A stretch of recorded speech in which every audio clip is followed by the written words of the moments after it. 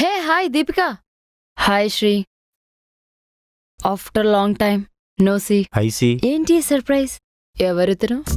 He's my my my okay he's okay. మీరేదో మాట్లాడుకుంటున్నట్టున్నారు. నేను పక్క టేబుల్లో వెయిట్ చేస్తాను. Carry on. ఈ టేబుల్ మీద కూర్చోండి. అక్కడే ఎందుకు కూర్చోవాలి? అంటే తారక్ ఉన్నాడు. Who is he? He is he my friend Tarak. కొంచెం కంపెనీ ఇస్తారని. ఓకే.